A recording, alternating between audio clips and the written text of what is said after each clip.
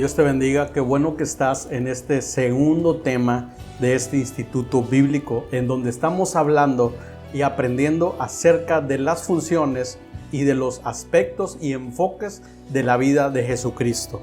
Hoy vamos a ver uno de los aspectos de la vida de Jesús y vamos a ver la relevancia de la encarnación de Dios a través de Jesucristo.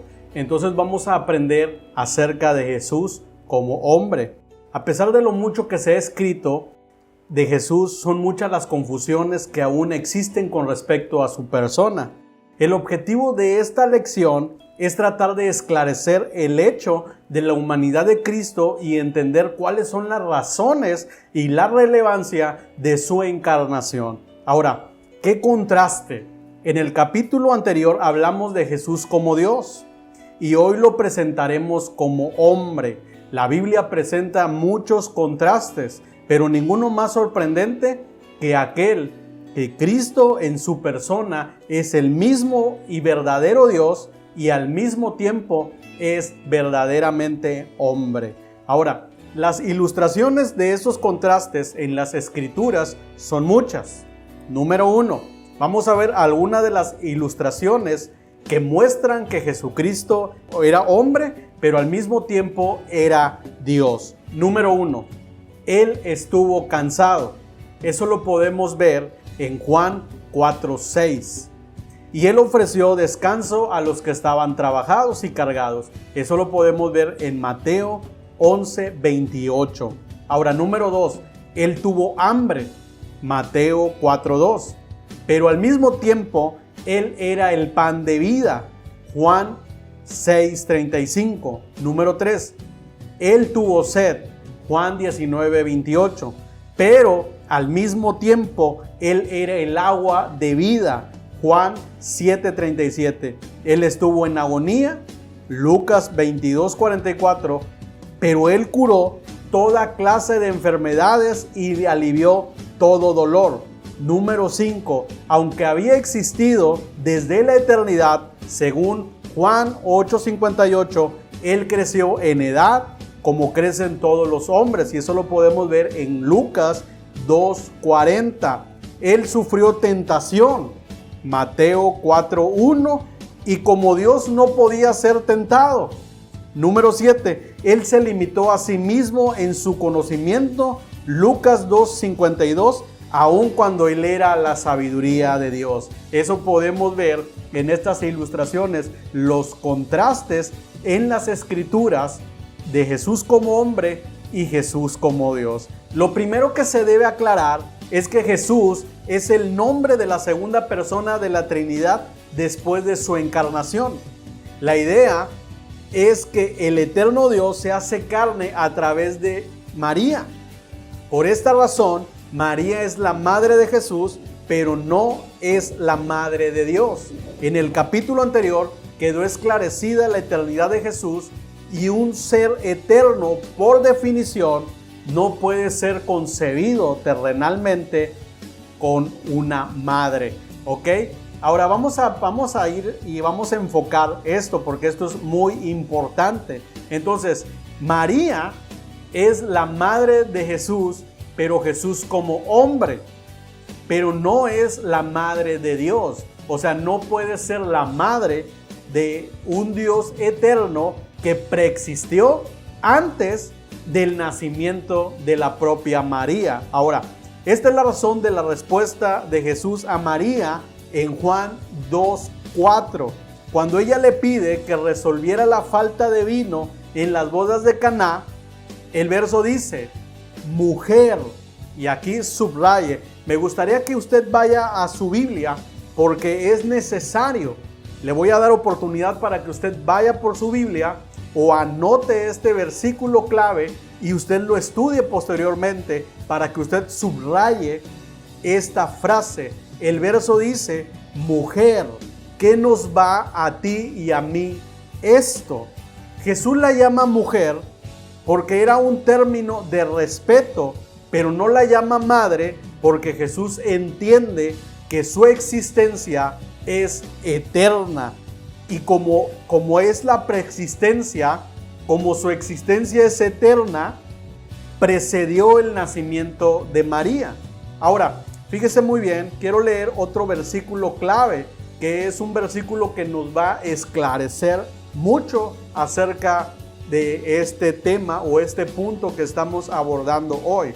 Abra su Biblia en el Evangelio de Juan, capítulo 19, versículo 26. Y dice la palabra de Dios: y cuando Jesús vio a su madre y al discípulo a quien él amaba, que estaba allí, que estaba cerca, dijo a su madre: mujer, he aquí tu hijo. Fíjese muy bien, este versículo lo utilizan muchas personas para hacernos creer que María es la madre de todos los hombres, tanto como la madre de Dios, pero no es así. Así como lo vimos en el pasaje anterior, en las bodas de Caná, Jesucristo le llama mujer, he aquí tu hijo. Es decir, usa el mismo adjetivo para describir la relación que él tiene con María. Ahora, el evangelista Juan es el que habla como referencia, porque en el versículo 25 dice: por eso los soldados hicieron esto, y junto a la cruz de Jesús estaban su madre, la hermana de su madre, María, la mujer de Cleofas, y María Magdalena. O sea, había 3 Marías en esa escena, y por eso Juan recalca a quién se está dirigiendo, diciendo: María, la madre de Jesús. ¿Ok? Entonces, con eso nosotros podemos entender que Jesucristo no reconocía a María como su madre. ¿Por qué? Porque él estaba consciente de su divinidad. Ahora, volvamos al tema. El hecho, vamos a volver al pasaje de Juan 2:4. El hecho de que Jesús accediera a la petición de María de convertir el agua en vino, como se ve en el libro de Juan, en el capítulo 2, ha generado una gran confusión. 2 conclusiones podemos extraer de este pasaje. Número 1, Jesús contesta la petición de María como contesta nuestras peticiones hoy en día cuando hablamos con Él a través de la oración. ¿Ok? Número 2, María es quien intercede ante Jesús porque en ese momento era la única que sabía quién era Jesús. ¿Ok? La respuesta a este milagro no convierte a María en una intercesora ante Dios. La misma palabra nos habla de esta imposibilidad. Primera de Timoteo, capítulo 2, versículo 5, vamos a leerlo. Dice: porque hay un solo Dios y un solo mediador. ¿Ok? Ahí dice: y también un solo, ¿qué? Un solo mediador ante Dios y los hombres. ¿Quién es ese solo mediador? Dice: Cristo Jesús, hombre. ¿Ok? Entonces, la realidad es que María fue una gran mujer con grandes atributos, pero no con cualidades únicas a la persona de María. ¿Ok? Ella entendía su condición. Fíjese muy bien, estamos a la luz de la palabra. Y esta es la palabra, dice la Escritura: conoceréis la verdad y la verdad os hará libres. No es lo que yo pienso, no es lo que yo digo, no es una idea mía, es lo que la Escritura nos enseña. Entonces, María entendía su condición de pecadora y su necesidad de salvación. En Lucas capítulo 1, versículo 46 y 47, vemos esto.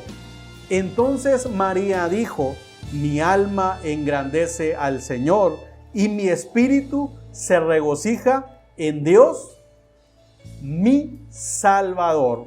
¿Ok?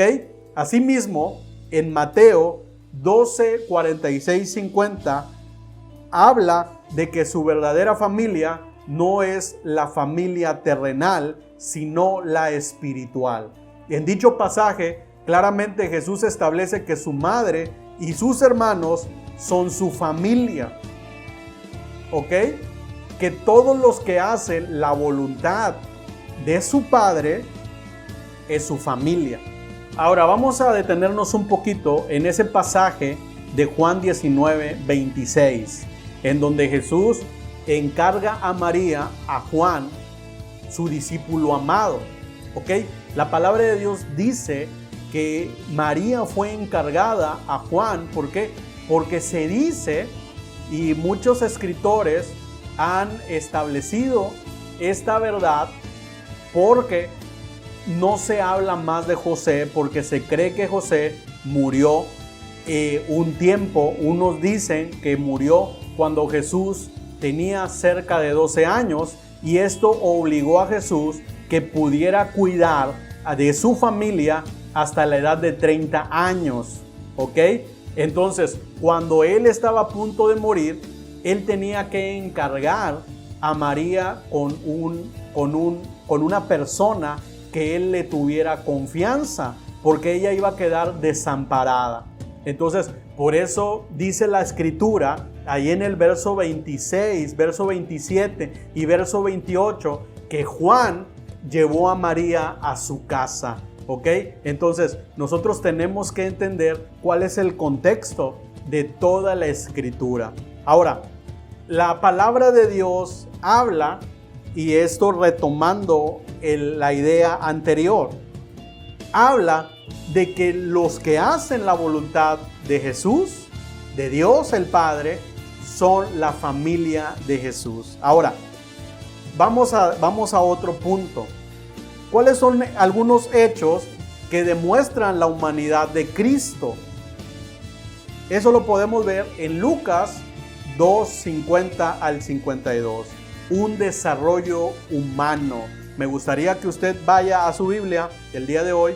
Sí, vamos a leer algo de Biblia. Lucas 2:50 al 52. Déjeme buscarlo. A ver, vaya a su Biblia, porque es importante que usted tenga su Biblia a la mano. ¿Sí?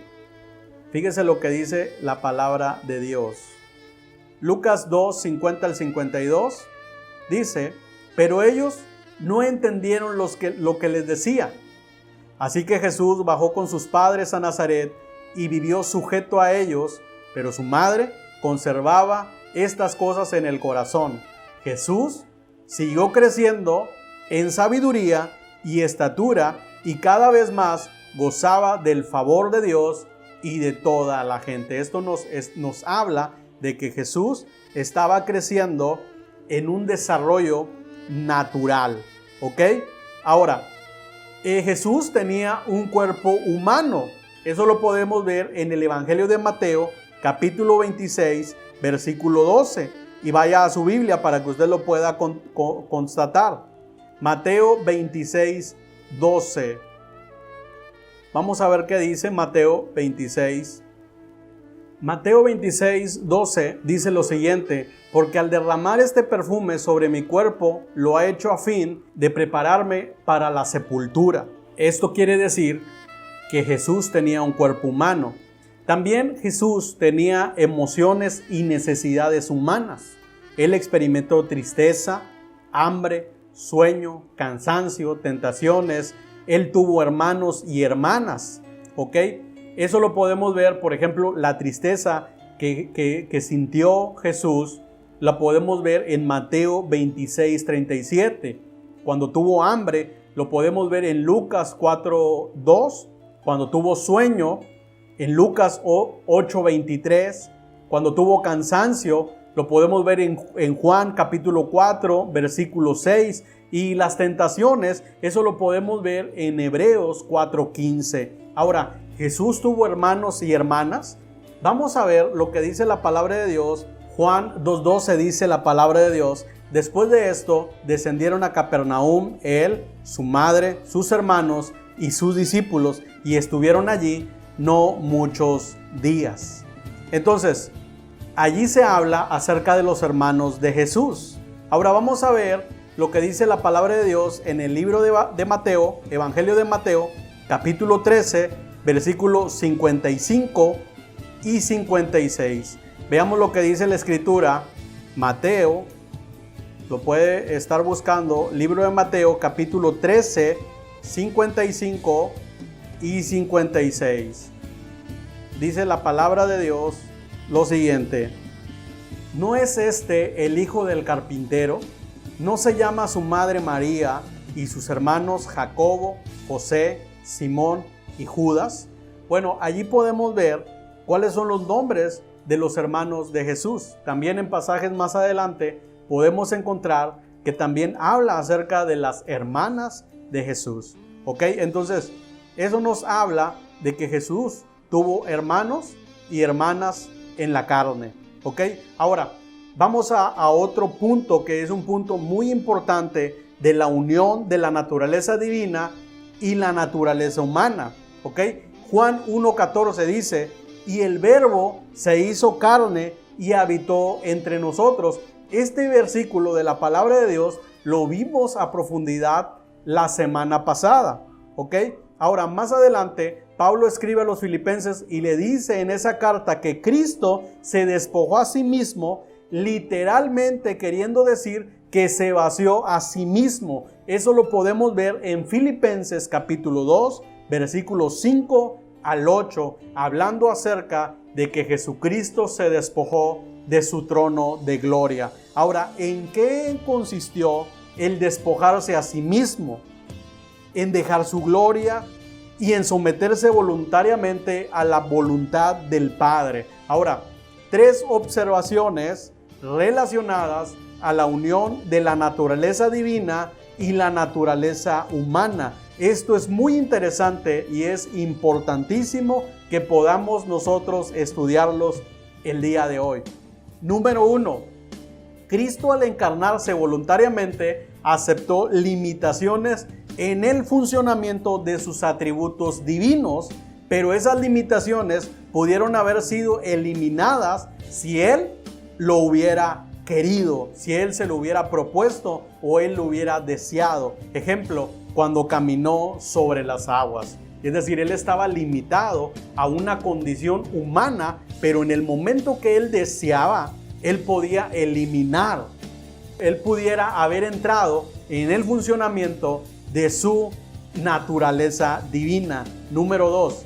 Cristo, al hacerse hombre, no perdió sus atributos divinos, sino que ganó atributos humanos. Número 3. La adquisición de la naturaleza humana no le restó nada a la naturaleza divina de Cristo. Vamos a ver lo que dice Juan 10:30. Vaya conmigo a la escritura y vamos a considerar lo que dice Juan 10:30. Dice la palabra de Dios. Dice: yo y el Padre uno somos. ¿Ok? Entonces, vamos a ver lo que dice la palabra de Dios ahora en Colosenses 1:19. Vaya conmigo a la escritura y busque Colosenses, la carta del apóstol Pablo a los Colosenses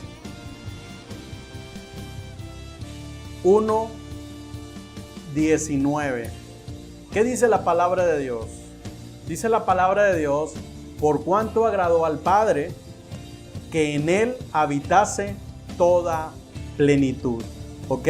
Entonces, déjeme decirle que la adquisición de la naturaleza humana no le restó nada a la naturaleza divina de Cristo. Él seguía siendo Dios, pero era 100% hombre también. Ahora, ¿cuáles son las razones? ¿Por qué tenía que tener también la naturaleza humana? ¿Por qué tuvo que tener una madre natural? ¿Por qué tuvo que tener un padre que lo educó naturalmente, aunque no era su padre biológico? Bueno, algunas de las razones para la encarnación son las siguientes. Número 1, y esto yo considero que es lo más importante y lo más destacable. Número 1, revelar al Padre. Eso lo podemos ver en Juan 1:18 y en Juan 14:9. Por medio de la encarnación de Cristo, el Dios a quien los hombres no podían ver ni comprender, se revela en términos que son accesibles al entendimiento humano. Entonces, Jesucristo tuvo que encarnarse para que pudiera haber una revelación de la paternidad. Fíjese muy bien, algo muy interesante es que la imagen de nuestro Padre natural, de nuestro Padre biológico, es la presencia, o más bien es el propósito es que haya una revelación de la paternidad celestial. ¿Ok? Entonces nosotros tenemos un padre biológico, un padre natural, porque el propósito de esa paternidad es revelarnos a la paternidad espiritual, a la paternidad celestial. Ahora, cuando no hay un padre biológico, por eso también hay paternidad espiritual. ¿Ok? Hay muchos que son pastores, pero también son padres espirituales para otros. Para algunos vienen a ser esa figura paterna para poder revelarles la paternidad celestial. De eso se trata la paternidad espiritual. No suplanta para nada la paternidad celestial, ni mucho menos agravia la paternidad biológica, sino que es únicamente una oportunidad para que nosotros a través de la paternidad espiritual podamos entender la revelación de la paternidad de nuestro Padre Celestial. Ahora, número 2, pagar la deuda del pecado. Eso lo podemos ver en Primera de Juan, capítulo 3, versículo 5 y en Colosenses 2:14. La deuda debía ser pagada por alguien que no tuviera pecado. Cualquiera que tuviera pecado era culpable de muerte y no podía pagar por la culpa de los demás. Vamos a ver y vamos a considerar el objetivo de esta clase es poder llevarlo a escudriñar la verdad de la palabra de Dios. Vamos a ver Colosenses 2:14. Colosenses 2:14. Veamos lo que dice la palabra de Dios. ¿Ok? Dice, anulando el acta de los decretos que había contra nosotros, que nos era contraria, quitándola de en medio y clavándola en la cruz. ¿Ok? Eso es lo que dice la palabra de Dios en Colosenses 2:14. Y vamos a ver también Primera de Juan, capítulo 3, versículo 5. Primera de Juan, capítulo 3, versículo 5. Veamos lo que dice la Escritura. Dice, y sabéis que Él apareció para quitar nuestros pecados y no hay pecado en Él.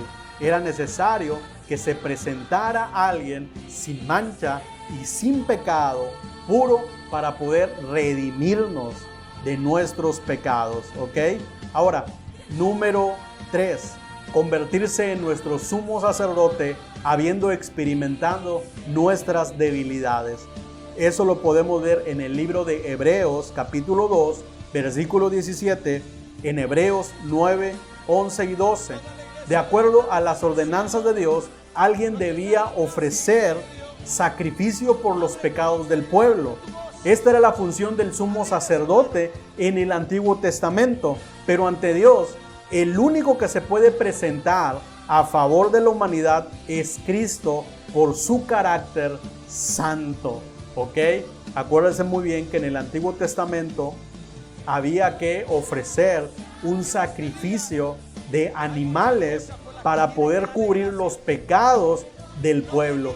Y ese sacrificio únicamente duraba el transcurso de un año. ¿Ok? Eso tenían que presentar para poder tener una expiación de pecados. ¿Ok? Pero el cordero sin mancha se tuvo que presentar de una vez y para siempre, para que ya no hubieran más sacrificios. ¿Ok? Y a través del sacrificio de cruz, ahora nosotros podemos ser perdonados. ¿Ok? Ahora, número siguiente. Destruir las obras de Satanás. La encarnación, el propósito de la encarnación era destruir las obras de Satanás. Eso lo podemos ver en Primera de Juan, capítulo 3, versículo 8, Romanos 6, 14 y Romanos 6, 22. La deuda queda paga, pero además el poder del pecado es quitado de la vida del creyente. Vamos a ver lo que dice la palabra de Dios, porque este versículo es muy importante y es clave. Primera de Juan, capítulo 3, versículo 8. Primera de Juan 3, 8. Veamos lo que dice la palabra de Dios. Dice, el que practica el pecado es del diablo, porque el diablo peca desde el principio. Para esto apareció el Hijo de Dios, para destruir, para deshacer las obras del diablo. ¿Ok? Entonces está más que claro que ahora el pecado ya no se debe enseñorear de nosotros. Nosotros ahora somos libres del pecado y por eso Jesucristo apareció encarnado como hombre para destruir las obras de Satanás, para darnos un ejemplo. Es el número siguiente de la vida que agrada a Dios. Y eso lo podemos ver en 1 de Pedro, capítulo 2, versículo 21. Él es el hombre ideal para Dios. Es el ejemplo, es el modelo que nosotros tenemos que seguir. 1 de Pedro 2:21 dice lo siguiente. Vamos a considerar la palabra de Dios. Vaya a su Biblia. 1 de Pedro, capítulo 2, versículo 21. Léalo, búsquelo en su Biblia. Y dice, pues para esto fuiste llamado, porque también Cristo padeció por nosotros, dejándonos ejemplo para que sigáis sus pisadas. Qué maravilloso es Dios, que por eso envió a su Hijo Jesucristo, no solamente para perdonar nuestros pecados, no solamente para que Él redimiera nuestra condición de pecadoras y nos acercara a través de la crucifixión, sino que también para destruir las obras de Satanás y también para darnos ejemplo, para que nosotros pudiéramos seguir sus pisadas. Ahora, terminamos con esto. En resumen, la encarnación de Dios mismo en la persona de Jesucristo es un hecho necesario para poder dar salvación al hombre y para mostrarle quién es Dios y qué Él quiere para cada uno de nosotros. Así es que con esto concluimos esta lección y yo espero que usted haya sido edificado y que su mente haya sido abierta para que la revelación de Dios vaya fluyendo en su interior y lo haga llegar a esa estatura del varón perfecto. El Señor le bendiga.